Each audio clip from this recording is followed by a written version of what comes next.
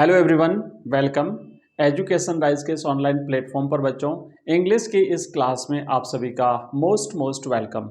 देखिए हम chapter wise अब चूंकि एक एक चैप्टर लेकर के आगे बढ़ रहे हैं और इंग्लिश में जो अपना दूसरा चैप्टर है lost spring stories of stolen childhood, इस चैप्टर के आज की इस क्लास में हम करेंगे क्वेश्चन आंसर्स, क्योंकि अपनी जो पेपर होगा इंग्लिश का उसमें प्रश्न उत्तर भी आएंगे और एमसीक्यूज भी आएंगे। तो चूंकि एमसीक्यूज तो हम नेक्स्ट क्लास में लेंगे या लाइव क्लास हम ले लेंगे इंग्लिश की, उस समय कर देंगे। अभी हम क्वेश्चन आंसर करने वाले हैं।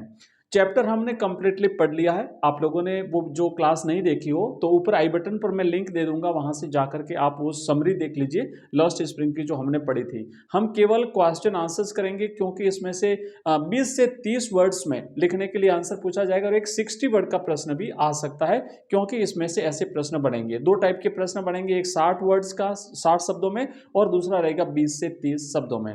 तो देखो छोटे वाले प्रश्न हम देख लेते हैं और बड़े प्रश्न भी अगर छोटे याद हो गए तो बड़े भी कर लेंगे, बीच में साथ में बड़े भी दिए हुए हैं। प्रश्न यहां पे दिया हुआ है कि how is Mukesh different from the others of his family. आपको याद है मुकेश की कहानी, एक बैंगल मेकिंग फैमिली का एक मेंबर है और उसका जो विजन है वो अपनी फैमिली मेंबर से भिन्न है। उनकी फैमिली क्या करती है, बैंगल्स बनाती है। इसके अलावा और कोई काम उन्होंने न तो किया है और न वो उस दूसरे काम के बारे में सोच सकते हैं। But Mukesh says that I want to drive a car, I want to learn drive a car and I want to become a motor mechanic. मैं एक मोटर मैकेनिक बनना चाहता हूं, मैं एक कार ड्राइव करना चाहता हूं। और उस बेंगल मेकिंग फैमिली में इस प्रकार का स्वप्न देखना बहुत बड़ी बात होती है बच्चों। तो किस प्रकार भिन्न है हम यहां पे देखेंगे कि उसका दृष्टिकोण कैसे भिन्न है। And why is the author cheered when she sees him, और जब लेखिका उसको देखती है, उसके स्वप्न के बारे में जानती है, तो वो खुश क्यों होती है। इंपोर्टेंट क्वेश्चन है, परीक्षा में आएगा, ध्यान से पढ़िएगा, अच्छी तरह से समझिएगा। कई बच्चे कहते हैं सर हम इंग्लिश में क्वेश्चन हमसे याद नहीं होते, और कई बच्चे कहते हैं सर इंग्लिश में तो हमने हमारा टारगेट कम कर दिया, बाकी में तो चलो हम मान लेंगे 100 आपने कहा है तो हम 100 या 95 या जो भी है, बट इंग्लिश में हम ऐसा नहीं कर पाएंगे। तो इंग्लिश में बिल्कुल आप कर पाएंगे अगर ध्यान से आपने इसको समझा। और फिर भी अगर बच्चों आपका कोई डाउट रहता है ना तो आप मुझे मैसेज कर दीजिए, कमेंट बॉक्स में कमेंट कर दीजिए, मैं और सही ढंग से आपको कैसे प्रश्न आंसर याद करने बताऊंगा। तो सबसे पहले तो क्या होता है कि आपको प्रश्न समझना पड़ेगा, और प्रश्न जब समझ में आएगा तभी आप आंसर दे पाएंगे, लेकिन आपको चैप्टर भी तो समझा हुआ होना चाहिए। तो हम क्या करेंगे कि जो 3rd चैप्टर तक तो हमने समरी पढ़ लिए, उसके बाद में फिर हम पहले समरी पढ़ेंगे, फिर उसके प्रश्न आंसर करेंगे। तो अभी देखो क्या है, पहले तो समझ में आना चाहिए कि how is Mukesh different from the others of his family member. तो वो भिन्न कैसे है, तो वो ये भिन्न है कि Mukesh belongs to a poor family of bangle makers. सबसे पहले तो पता होना चाहिए कि मुकेश की फैमिली है क्या, कैसी फैमिली है, किस फैमिली से बिलोंग करता है। तो मुकेश एक गरीब फैमिली से बिलोंग करता है जो बेंगल बनाने का काम करती है, चूड़ियां बनाने का काम करता है उसका परिवार, उस परिवार का बच्चा है। But he can dare challenge his fate, लेकिन वो अपने भाग्य को चुनौती देने का साहस रखता है। उसका भाग्य क्या है, भाग्य एक्चुअली है नहीं, बट वो मान लिया था, इसकी फैमिली ने ये मान लिया था कि हमने बेंगल मेकिंग कास्ट में जन्म लिया है और हमारा काम यही है, भगवान ने हमें इसी काम के लिए भेजा है। लेकिन मुकेश कहता नहीं, वो क्या करता है, ही इज डिटरमाइंड, वो दृढ़ निश्चय है, उसने दृढ़ निश्चय कर लिया है। He has not let his hopes and dreams die, वो अपने स्वप्नों को, अपनी आशाओं को मरने नहीं देना चाहता। He wants to be a motor mechanic, ये बात इंपॉर्टेंट है, ध्यान रखना। अगर आप मान लो आपको इतना लिखना नहीं आता है ना, तो आप सीधा सीधा लिख सकते हैं कि Mukesh belongs to a bangle making family, he wants to become a motor mechanic, he wants to learn drive a car. कि भाई एक वो बेंगल मेकिंग फैमिली से बिलोंग करता है, वो एक मोटर मैकेनिक बनना चाहता है, वो एक कार ड्राइव करना सीखना चाहता है, कार कैसे चलाते हैं सीखना चाहता है। He doesn't dream of flying a machine but a car on the roads of Firozabad. अब यहाँ पे है ना, फ्लाइंग अ मशीन का मतलब यहाँ पे फ्लाइंग एरोप्लेन, वो एरोप्लेन भी नहीं चलाना चाहता, क्योंकि जब लेखिका ने पूछा कि क्या तुम एरोप्लेन के बारे में सोचते हो, तो उसने मना कर दिया था। लेकिन वो फिरोजाबाद के सड़कों पर, फिरोजाबाद की गलियों में कार चलाना जरूर सीखना चाहता है, कार चलाना जरूर चाहता है। एंड अनीस जंग is quite hopeful of his success, और अनीस जंग उसकी इस आशा की सफलता पर काफी खुश है। क्योंकि दो प्रश्न है ना कि ऑथर खुश क्यों है, तो उसके इस स्वप्न के बारे में जान करके लेखिका खुश है। और उसका स्वप्न क्या था? He wants to become a motor mechanic, he wants to learn a car, he wants to learn drive a car. तो वो कार चलाना सीखना चाहता था, वो मोटर मैकेनिक बनना चाहता था, और वो दृढ़ निश्चय था, वो बैंगल मेकिंग फैमिली से बिलोंग करता था। ये सारी चीजें बच्चों आपको लिखनी है। इसी प्रकार के प्रश्न आएंगे, इसलिए आप अपने अभ्यास करना है, लिखने का अभ्यास करिए, इस प्रकार के प्रश्न बनाइए। और या फिर जो प्रश्न बने हुए ना, प्रश्न मान लो यही आप ले लीजिए, और ये जो आंसर है आपने पढ़ लिया, उसके बाद खुद लिखने का अभ्यास करिए। एक बार, दो बार, चार बार, 6 बार अभ्यास करोगे बच्चों, सीख जाओगे आप लोग। चलिए नेक्स्ट है दूसरा प्रश्न। What did Saheb's mother say about living their home in Dhaka and coming to Seemapuri?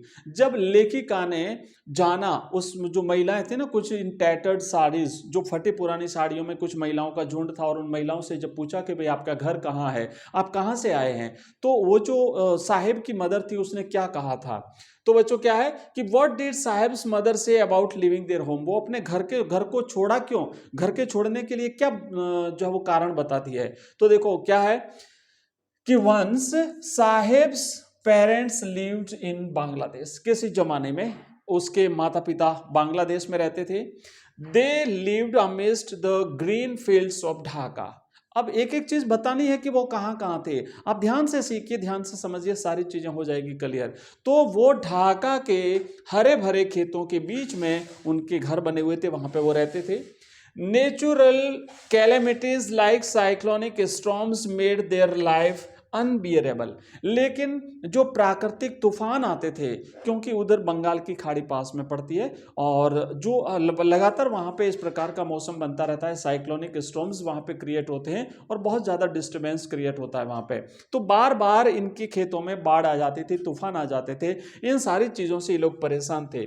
They swept away their field and homes. और वो तूफान आते थे तो क्या करते थे, उनके जो घर थे, उनके खेत थे, उनको बहा करके लेके चले जाते थे। दे वर रुइंड, वो बर्बाद हो जाते थे। दैट्स वाई, और यही कारण था, they had to leave their fields and homes, और यही कारण था कि उनको अपना घर और अपना मकान छोड़ना पड़ा, अपना खेत छोड़ना पड़ा। क्यों छोड़ना पड़ा? क्योंकि वहां पे साइक्लोनिक स्टॉर्म्स आते थे। साइक्लोनिक स्टॉर्म्स उनके खेतों को, उनके घरों को बर्बाद कर देते थे, बहा करके लेके चले जाते थे। उनका जीवन अनबियरेबल बन गया था, असहनीय बन गया था, दुख से परिपूर्ण था। इसीलिए ये लोग छोड़ करके यहां चले आते हैं। They came to the big city and settled down in Seemapuri looking for gold. और इसीलिए वो लोग बड़े शहरों में रहने के लिए आ गए, और यहां दिल्ली के पास में जो सीमापुरी है, यहां आकर के भोजन की तलाश में, जो है वो रोजगार की तलाश में ये लोग यहां आकर के रहने लगे थे। तो इस तरीके से आपको लिखना है दूसरे प्रश्न का आंसर। नेक्स्ट आगे बढ़ते हैं, और अगला हमारा क्वेश्चन है बच्चों तीसरा। थर्ड क्वेश्चन है कि विच forces conspire to keep the workers in the Bengal industry at Firozabad in poverty? ऐसी क्या परिस्थितियां थी कि फिरोजाबाद के जो बैंगल मेकर्स थे वो गरीबी में जीवन बिताने के लिए मजबूर थे? कौन लोग उन्हें मजबूर करते थे? किस प्रकार की परिस्थितियां थी कि उन्हें लगातार गरीबी में काम करना पड़ता था? तो बच्चों देखिए कि the workers in the Bengal industry in Firozabad have fallen into the vicious circle of middleman. वहां पे एक दुष्चक्र बना हुआ था, एक सर्किल बना हुआ था। जो मिडलमैन थे, जो मध्यस्थ थे, जो बिचौलिए थे, उन बिचौलियों ने इस प्रकार का एक सर्कल बना दिया था, और उस सर्कल में वो लोग जकड़ चुके थे कि वो चाह करके भी उससे बाहर नहीं निकल नहीं सकते थे। तो क्या था कि मिडलमैन ने क्या वहां पर बना दिया था एक विशियस सर्कल बना दिया था, एक दुष्चक्र बना दिया था। They don't allow them to organise themselves into a cooperative. अब ये लोग क्या करते थे, जो मिडलमैन थे ना, जो मध्यस्थ थे, मध्यस्थ जिसमें पुलिसमैन भी थे, पॉलिटिशियंस भी थे, बिजनेसमैन भी थे, पुलिसमैन भी थे, सारे लोग थे। ये क्या करते थे कि दे डोंट अलाउ द वर्कर्स, ये इन वर्कर्स को ऑर्गेनाइज नहीं होने देते थे, संगठित नहीं होने देते थे, उनका एक संघ नहीं बनाने देते थे। संगठन अगर बन गया तो ये लोग इकट्ठे हो जाएंगे और फिर अपने लिए आंदोलन करेंगे और फिर हमें इनकी मांगों को मानना पड़ेगा और फिर हमें इन्हें रियायत देनी पड़ेगी और ऐसे करके धीरे धीरे ये हमारे चंगुल से बाहर निकल जाएंगे। तो इन्होंने ये कभी इनको ऑर्गेनाइज नहीं होने दिया। The police always side with the middle man to haul off the workers, और पुलिस वाले भी मिडल मैन के साथ, जो मध्यस्थ थे, जो बिचौलिए थे, उनकी तरफ मिले हुए थे। They are beaten and drag to jail. अगर कोई संगठित होने की कोशिश करता था तो उसको पीटा जाता था, उनको जेल में डाल दिया जाता था। Poverty, apathy, greed and injustice conspire to make them miserable। ये सारी चीज़ों ने, गरीबी ने, उनके लालच ने, उनके साथ हुए अन्याय ने, इन सब ने षड्यंत्र रच करके इन बेचारों को, उनके जीवन को मिजरेबल बना दिया, उनके जीवन को दयनीय बना दिया। तो इन सारी चीज़ों के बारे में आपको लिखना, middle man, policeman, politicians, poverty and this सारी चीज़ें मिलकर के इन लोगों को एक प्रकार से उस दुष्चक्र में, और विशियस सर्कल जो था बना हुआ था बाय इसके मिडलमैन। तो ये आपको सारी चीजें लिखनी है बच्चों।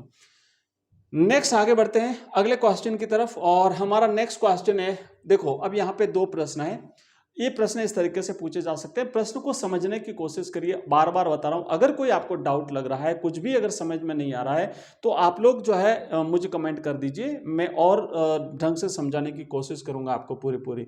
तो चौथा प्रश्न क्या है कि who was Mukesh, what was his dream in life and what did he do to achieve it. Mukesh कौन था, उसका स्वप्न क्या था जीवन में, और अपने इस स्वप्न को पूरा करने के लिए उसने क्या किया।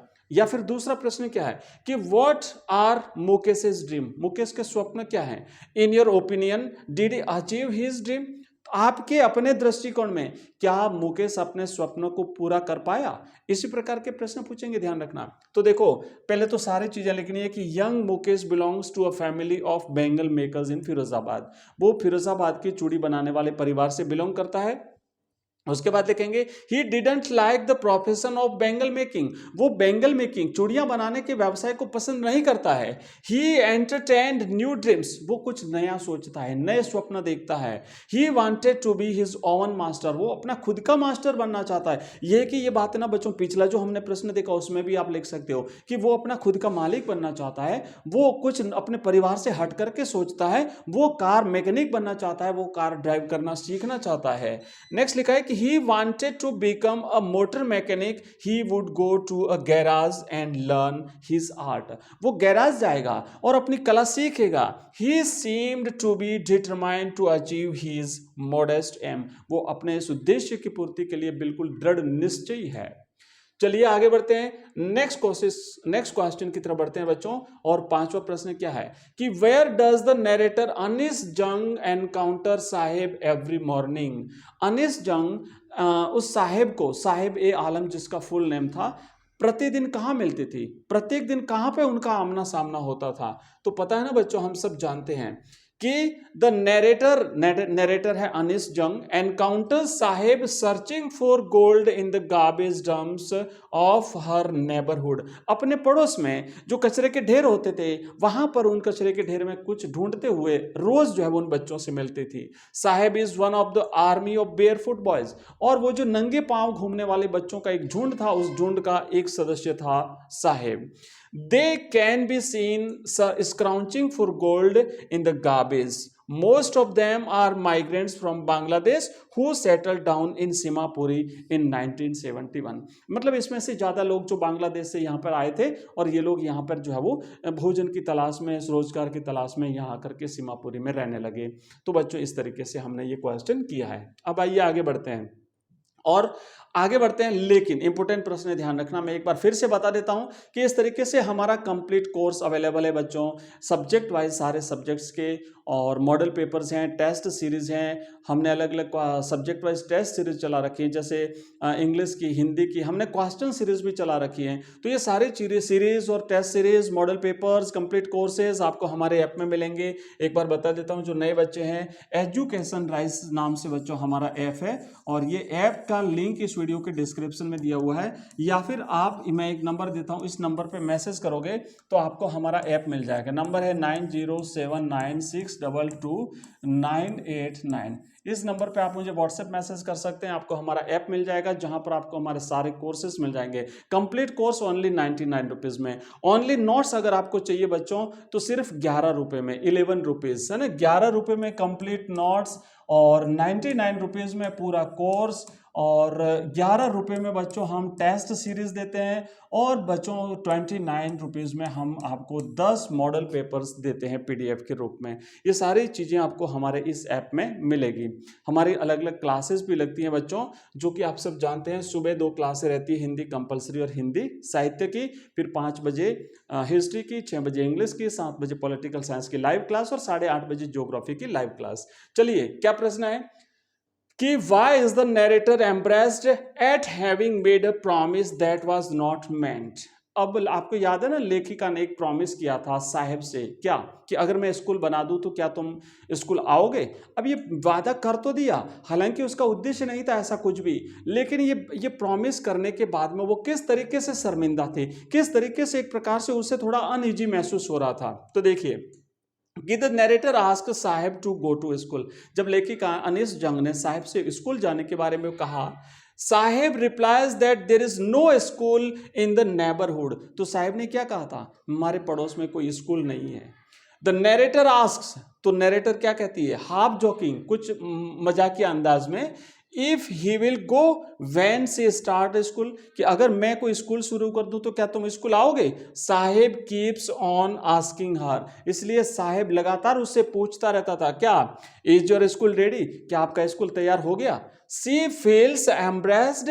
She made a promise that was not meant.